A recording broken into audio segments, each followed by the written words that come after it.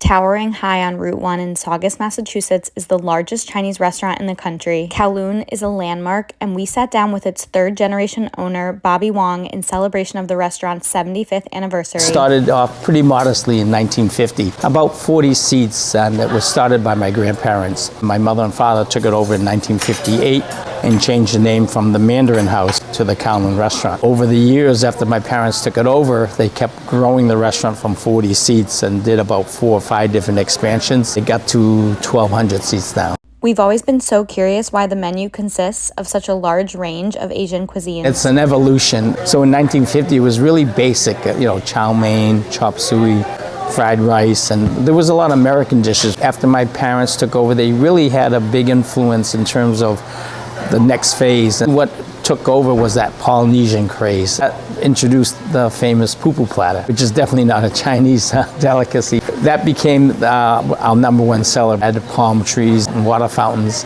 Added a room that looked like the ship. In the 80s, we saw a shift to Thai.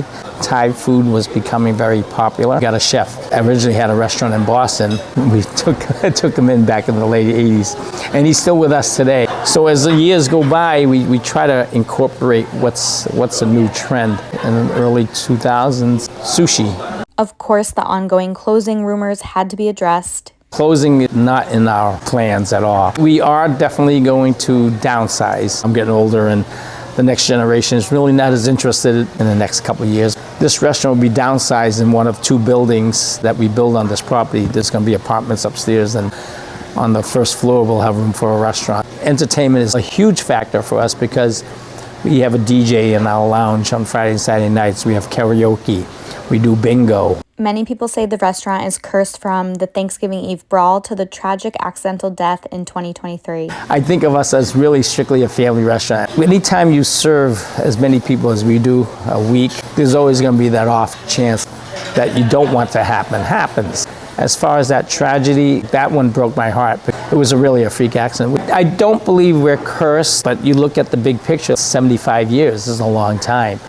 If we close tomorrow, will more people miss us, or will more people be happy we close? I think we've been blessed over 75 years.